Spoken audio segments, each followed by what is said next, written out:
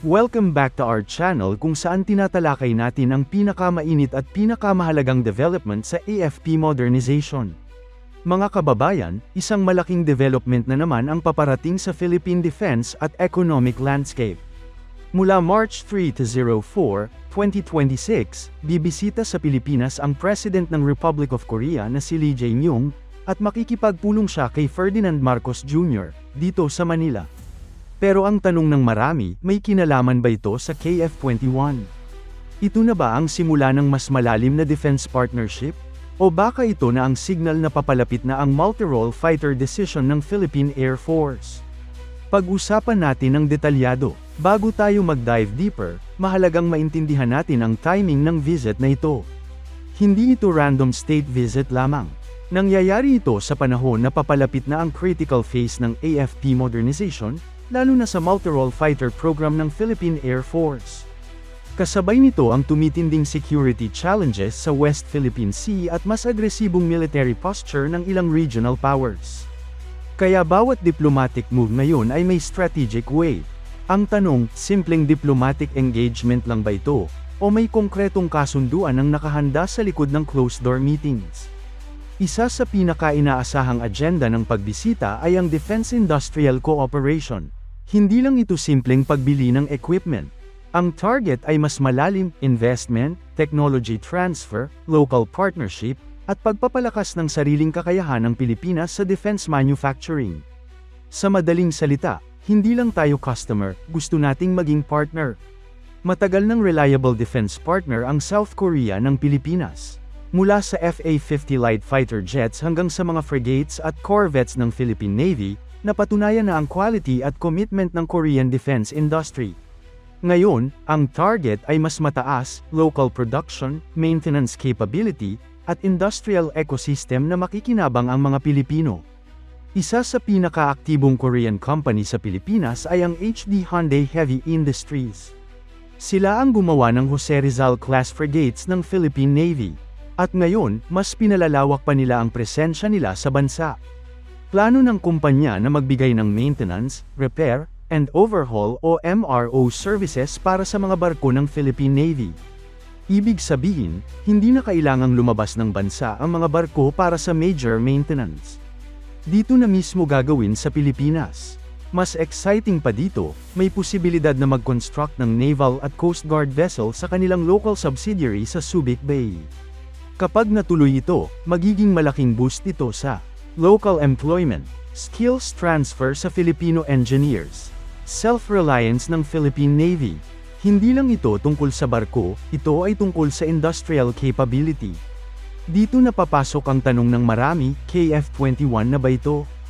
Ang Korea Aerospace Industries o KAI ay malinaw nang nagpahayag ng interes na mag-invest sa isang MRO facility sa Clark. Ang layunin, suportahan ang KF-21 Boracay, FA-50 Fighting Eagle. Kung sakaling piliin ng Philippine Air Force ang KF-21 para sa multi-role fighter program, handa ang KAI na magtayo ng support infrastructure dito mismo sa Pilipinas. Napakalaking bagay nito. Isipin ninyo, kung may local MRO capability tayo para sa high-end fighter jets, ibig sabihin, mas mababa ang long-term operating cost. Mas mabilis ang turnaround time ng maintenance. May access ang Filipino technicians sa advanced aerospace technology.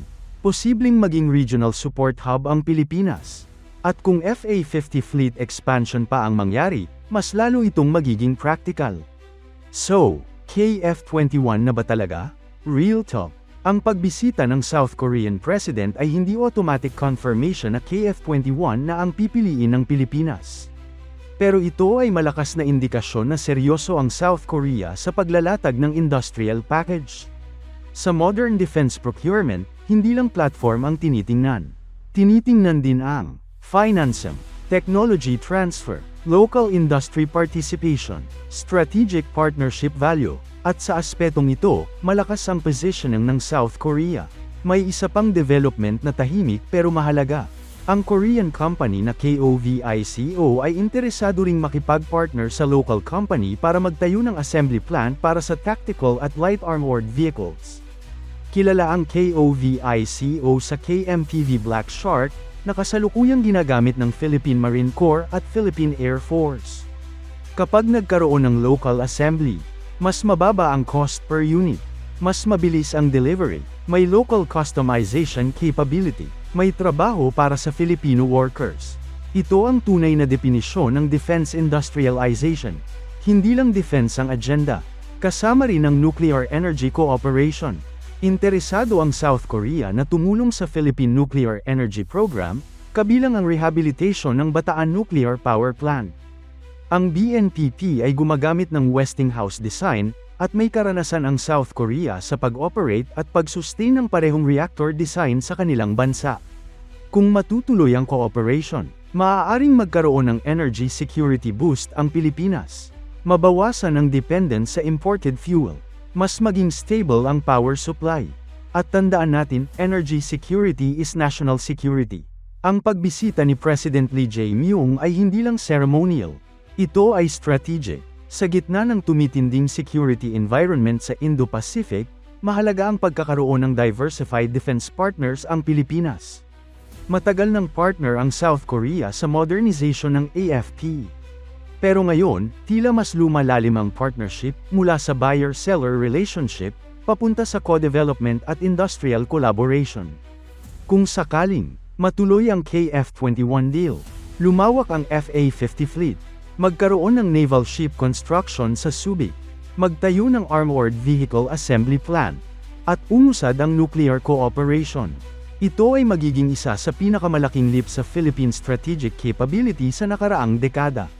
Ano ang dapat bantayan? Sa darating na bilateral meeting, bantayan natin ang una, mga Memorandum of Understanding sa defense industry.